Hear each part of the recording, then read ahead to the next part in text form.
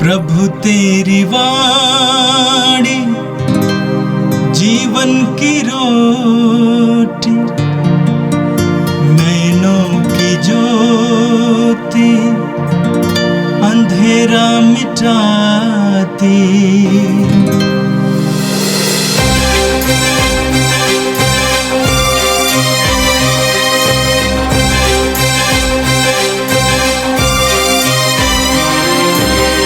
प्रभु तेरी वाणी जीवन की रोटी, नैनों की ज्योति अंधेरा मिटाती।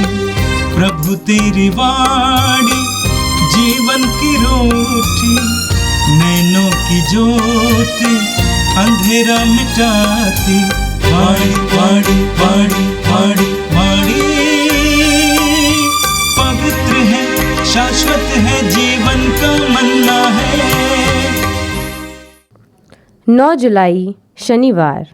पहला पाठ नबी ईसायास का ग्रंथ, अध्याय 6, पद संख्या 1 से 8। मैं अशुद्ध होठों वाला मनुष्य नहीं हूँ, और मैंने विश्वमंडल के प्रभु राजाधिराज को अपनी आँखों से देखा है। राजा उजिया के देहांत के वर्ष मैंने प्रभु को एक ऊंचे सिंहासन पर बैठा हुआ देखा। उसके वस्त्र का पल्ला मंदिर का पूरा फर्श ढक देता था। उसके ऊपर सेराफीम विराजमान थे। उनके 6 पंख थे, और वे एक दूसरे को पुकारकर यह कहते थे, पवित्र पवित्र पवित्र हे विश्वमंडल का प्रभु, उसकी महिमा समस्त पृथ्वी में व्याप्त है। पुकारने वाले की आवाज़ से प्रवेश द्वार की नींव हिल उठती और मंदिर धुएं से भर गया। मैंने कहा, हाय हाय, मैं नष्ट हुआ, क्योंकि मैं तो अशुद्ध होठों वाला मनुष्य हूँ। अशुद्ध होठों वाले मनुष्यों के बीच रहता हूँ, और मैंने विश्वमंडल के प्रभु राजाधिराज को अपनी आँखों से देखा है। एक सेराफीम उड़कर मेरे पास आया। उसके हाथ में एक अंगार था, जिसे उसने चिमटे से वेदी पर ले लिया था। उससे मेरा मुंह छूकर उसने कहा, देखिए, अंगार ने आपके होठों को स्पर्श किया है। आपका पाप दूर हो गया है और अधर्म मिट गया है। तब मुझे प्रभु की वाणी यह कहते हुई सुनाई पड़ी, मैं किसे भेजूं? हमारा संदेशवाहक कौन होगा? और मैंने उत्तर दिया, मैं प्रस्तुत हूँ, मुझको भेज दीजिए। यह प्रभु की वाणी है। संत मत्ती के अनुसार पवित्र सुसमाचार, अध्याय 10, वाक्य संख्या 24 से लेकर 33 तक। न शिष्य गुरु से बड़ा होता है, और न सेवक अपने स्वामी से। शिष्य के लिए अपने गुरु जैसा और सेवक के लिए अपने स्वामी जैसा बन जाना ही बहुत है। यदि लोगों ने घर के स्वामी को बेलजबूल कहा है, तो वे उसके घर वालों को क्या नहीं कहेंगे? इसलिए उनसे नहीं डरो। ऐसा कुछ भी गुप्त नहीं है जो प्रकाश में नहीं लाया जाएगा, और ऐसा कुछ भी छिपा हुआ नहीं है जो प्रकट नहीं किया जाएगा। मैं जो तुमसे अंधेरे में कहता हूँ, उसे तुम उजाले में सुनाओ। जो तुम्हें फुसफुसाहटों में कहा जाता है, उसे तुम पुकार पुकार कर कह दो। उनसे नहीं डरो जो शरीर को मार डालते, किंतु आत्मा को नहीं मार सकते, बल्कि उससे डरो जो शरीर और आत्मा दोनों को नरक में सर्वनाश कर सकता है। क्या एक पैसे में 2 गौरैये नहीं बिकती?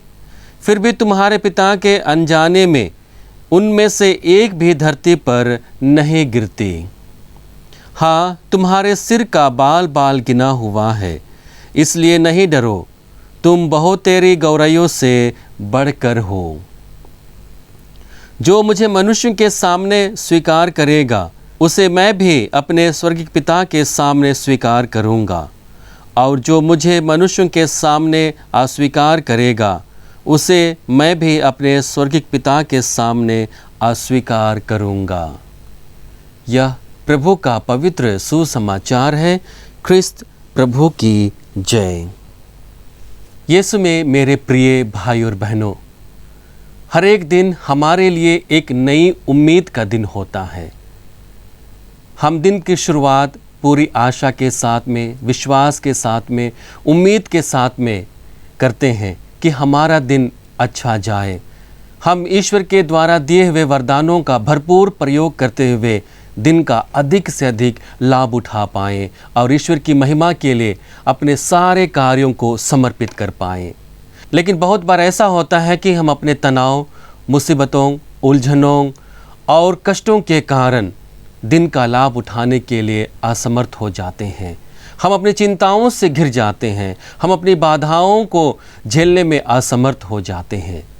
आज के दोनों पाठ ईश्वर की बुलाहट के प्रति और ईश्वर के बुलाहट को समझने के लिए हमें मार्ग बताता है कि किस प्रकार से हम ईश्वर की बुलाहट को अपने जीवन में उतार कर अधिक से अधिक ईश्वर की महिमा के लिए अपने जीवन को और अपने सारे कार्य को हम ईश्वर के लिए समर्पित कर पाए।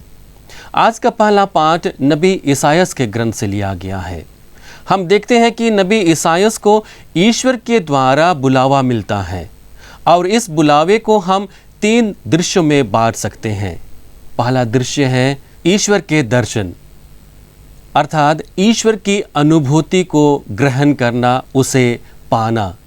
हम देखते हैं कि नबी ईसायास को ईश्वर की अनुभूति प्राप्त होती है, उसे ईश्वर का दर्शन मिलता है।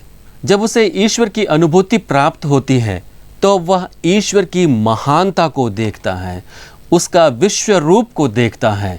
हम उसे वचन में पढ़ते हैं, मैंने प्रभु को एक ऊंचे सिंहासन पर बैठा हुआ देखा। उसके वस्त्र का पल्ला मंदिर का पूरा फर्श ढक रहा था। उसके ऊपर सराफिन विराजमान थे। उसके 6 पंख थे, 2 चेहरा ढकने, 2 पैर ढकने और 2 उड़ने के लिए, और वे एक दूसरे को पुकार पुकार कर कह रहे थे, पवित्र पवित्र पवित्र है विश्वमंडल का प्रभु, उसकी महिमा समस्त पृथ्वी में व्याप्त है। जब नबी ईसायास को ईश्वर की अनुभूति प्राप्त होती है, उसके दर्शन प्राप्त होते हैं, तब वह ईश्वर की महानतम और विकराल रूप को अपने सामने देखता है। और इस तरह से उनके सामने उपस्थित सेराफिम उसे पवित्र पवित्र पवित्र कह के संबोधित कर रही है। मनुष्य अपने शब्द के द्वारा ईश्वर की महिमा को प्रकट नहीं कर सकता है। यह मनुष्य की अयोग्यता को दिखाता है, यह ईश्वर की महानता को प्रकट करता है और मनुष्य की अयोग्यता को बताता है।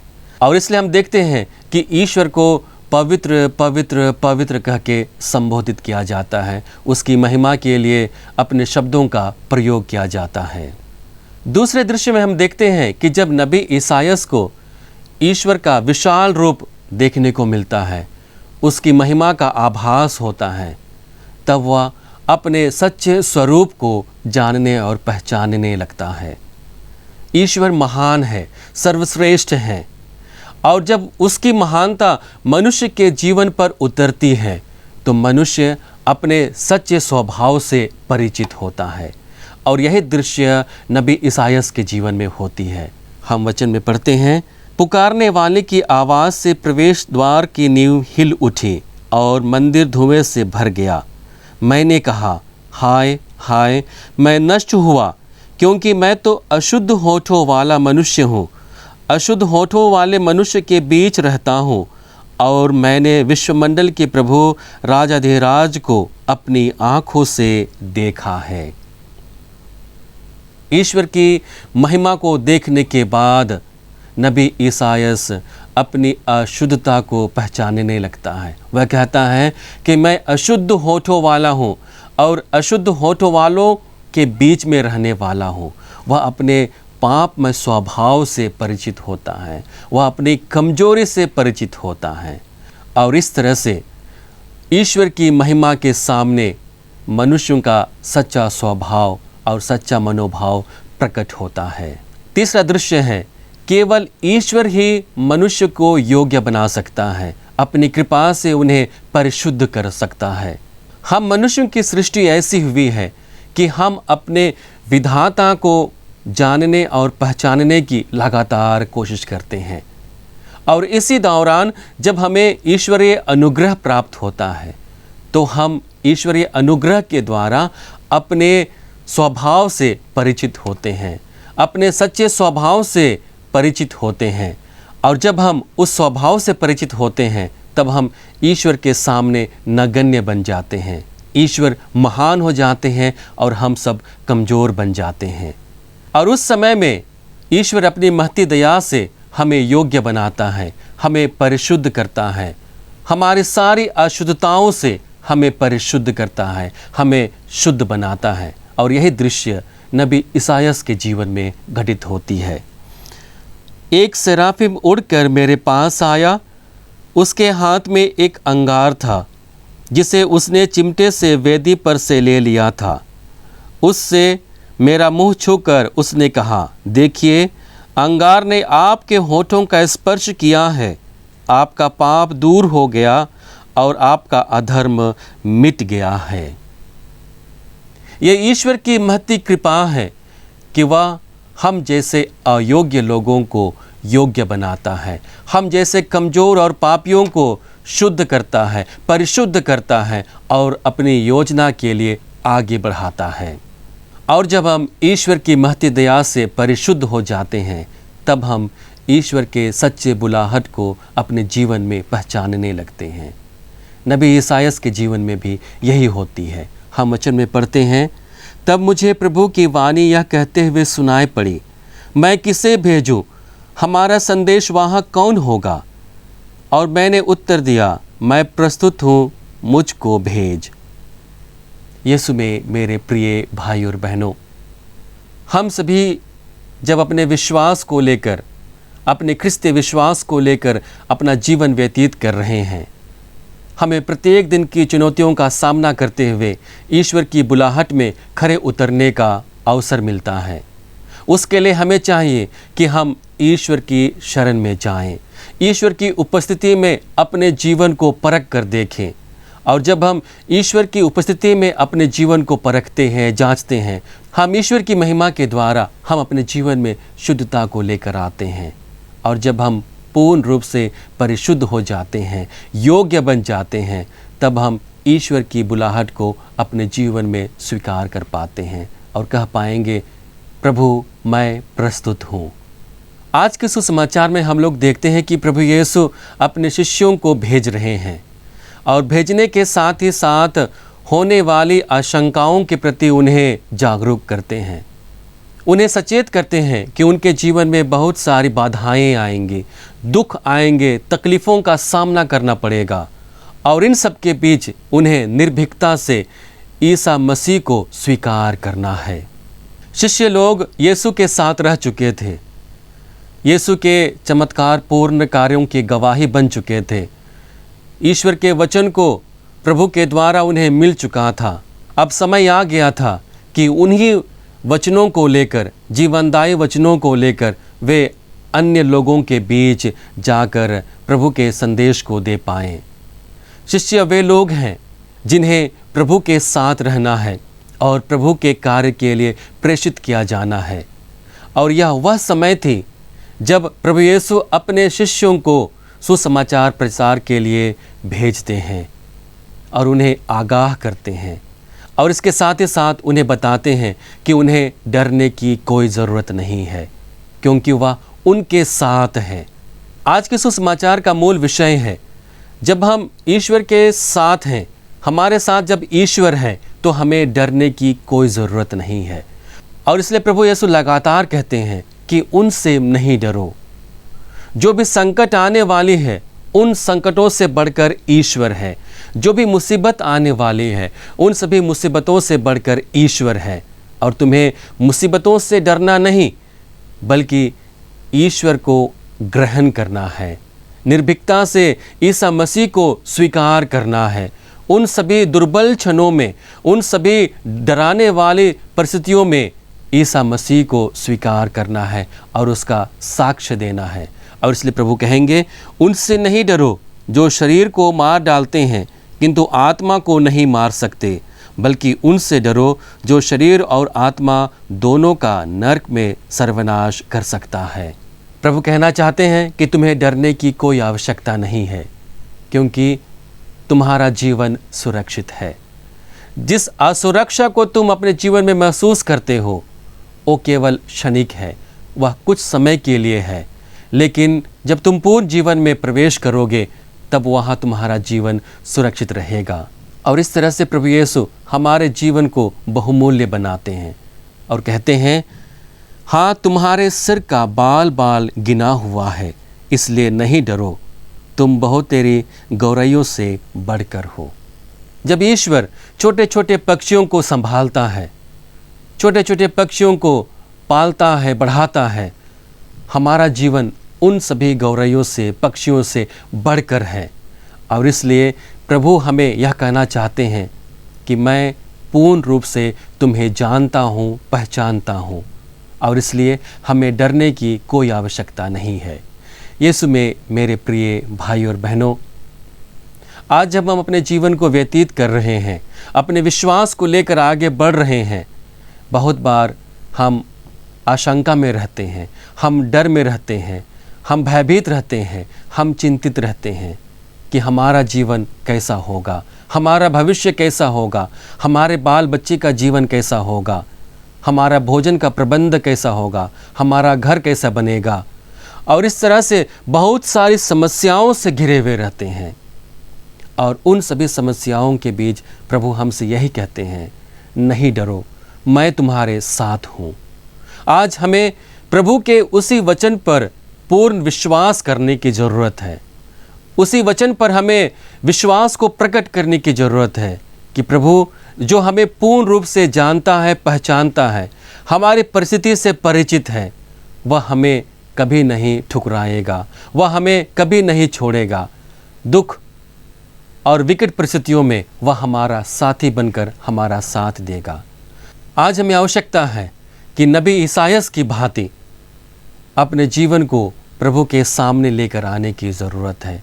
नबी ईसायास की भांति प्रभु को स्पर्श करने का मौका देना चाहिए। प्रभु को सर्वस्व अर्पित करते हुए हमें यह मौका देना है कि प्रभु हमारे जीवन को स्पर्श करें, हमारे जीवन को परिशुद्ध करें, हमारे जीवन को पूर्ण बनाए, ताकि हम अपने जीवन के द्वारा उसकी बुलाहट को स्वीकार कर पाएँ। अपने होने वाले कार्यों के द्वारा ईश्वर की योजना के हम भागी बन सके।